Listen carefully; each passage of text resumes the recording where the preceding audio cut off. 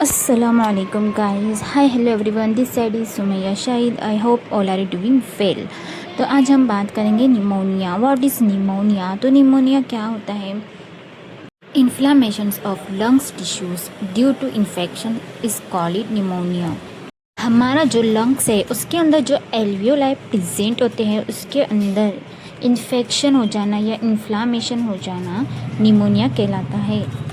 Simple language में pneumonia एक ऐसी बीमारी है जिसमें लंग्स में सूजन और एल्वियोलाई में पस जमा हो जाता है, जिसकी वजह से खांसी, बुखार और सांस लेने में तकलीफ़ होती है. मतलब रिस्पिरेशंस करने में बहुत ज़्यादा प्रॉब्लम होती है. ये होते हैं हमारे एल्वियोलाई, जिसमें क्या होता है, गैसेस का एक्सचेंज होता है. और ये कितने होते हैं?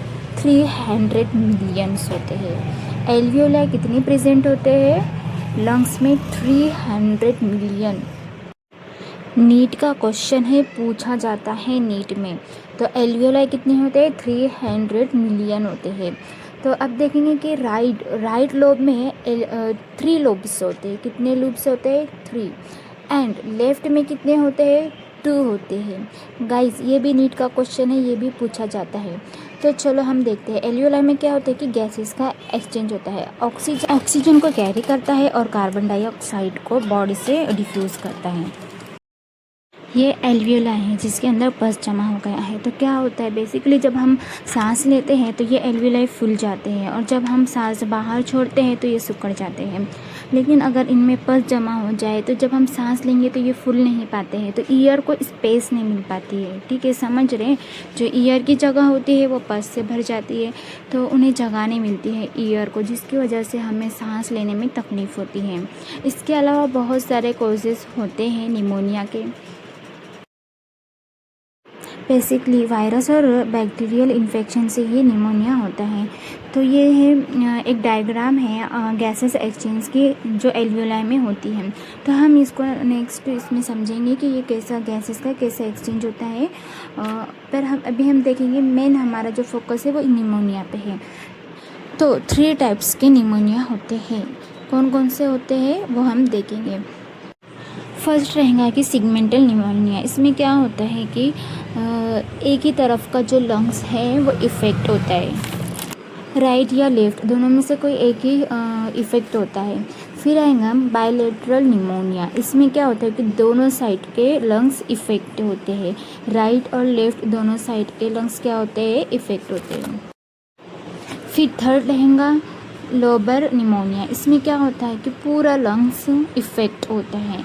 ठीक है. फिर दूसरा रहेगा, मतलब एक और रहता है ब्रोंचो निमोनिया. इसमें क्या होता है कि जो लंग्स होते हैं इसमें पूरे लंग्स में डॉट डॉट टाइप होता है, इन्फेक्शंस होता है. ठीक है. तो ये थे निमोनिया के टाइप्स. ये बहुत ज़्यादा इम्पॉर्टेंट है, ये नोट डाउन कर लो. इसमें 2 लंग्स के पीके, एक है हेल्दी और एक है अनहेल्दी. ठीक है. तो जो लोग ज़्यादा स्मोकिंग करते हैं या फिर ड्रिंक करते हैं तो उन लोग में जो है तो निमोनिया होने के चांसेस ज़्यादा होते हैं. ज़्यादातर जो है तो 50 के बाद वाली जो एज है इसमें निमोनिया होने के बहुत ज़्यादा चांसेस रहते हैं. कॉजेज़ में देखेंगे कि जो 65 ओल्ड एज के होते हैं तो ज़्यादातर उनमें निमोनिया होता है, क्योंकि उनकी इम्यूनिटी वीक होती है. तो जिनकी इम्यूनिटी वीक होती है तो उनका जो लंग्स है वो बहुत जल्दी इफ़ेक्ट होता है. फिर इसके बाद देखेंगे क्रोनिक लंग्स डिसीज़, जो बहुत अरसे से कोई बीमारी चलती आ रही है लंग्स की, उस वजह से भी हो सकता है. बैक्टीरियल इन्फेक्शन, एक्सपेरेशंस एंड आएगा कोविड-19. ये सब की वजह से जो है तो निमोनिया हो सकता है. देखेंगे सिम्टम्स में क्या रहेगा कि शॉर्टनेस ऑफ ब्रीथ, मतलब कि सांस लेने में बहुत प्रॉब्लम होएंगी. फिर इसके बाद फीवर भी हो सकता है पेशेंट को, और चेस्ट पेन भी हो सकता है. जाहिर सी बात है, जो लंग्स है उसमें जो है तो स्पेस ही नहीं रहेंगी, पल्स भी जमा रहेगा तो रिस्पिरेशंस में प्रॉब्लम होंगी. फिर हम देखेंगे कि इनका ट्रीटमेंट में क्या देंगे. एंटीबायोटिक देंगे, पेन किलर देंगे, मल्टीविटामिन देंगे. एंटीबायोटिक हम इसलिए देंगे मतलब जो भी बैक्टीरियल इन्फेक्शन है जो भी है वो सब ख़त्म हो जाए. इसके अलावा अगर पल्स है तो फिर हाइड्रोकोर्टिसोन इंजेक्शन है वो भी हम देंगे. एंटीबायोटिक जो है तो डिपेंड करता है पेशेंट की कंडीशन पर। अगर ज़्यादा निमोनिया इन्फेक्शन है तो उस हिसाब से हम डोज और इंजेक्शन की कैटेगरीज चॉइस करेंगे, ये पेशेंट पे डिपेंड करता है। मल्टीविटामिन हम इसलिए देंगे क्योंकि पेशेंट की जो इम्यूनिटी है वो वीक हो चुकी है, तो हम उसको जो है तो मैनेज करेंगे मल्टीविटामिन देके। और इसके अलावा जो डाइट प्लान है वो सब पेशेंट का हम चेंज करेंगे, ठीक है। उन्हें जो है तो इम्यूनिटी जो जिससे बढ़ती है ऐसी फ्रूट्स खाने के लिए कहेंगे, जैसे संतरा, पपीता। फिर खाने में देंगे सॉफ्ट चावल, खिचड़ी, गर्म पानी।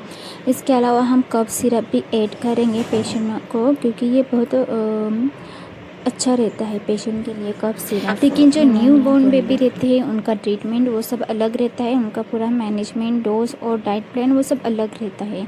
जो छोटे बेबीज़ में जो निमोनिया होता है वो अलग, उनका जो है तो अलग इससे ट्रीटमेंट किया जाता है, ठीक है। और इसमें भी जो डोज है वो पेशेंट के वेट पर ही डिसाइड किया जाता है। ओके गाइज़, अगर आपको अच्छा लगा है तो प्लीज़ लाइक, कमेंट और सब्सक्राइब ज़रूर कीजिएगा।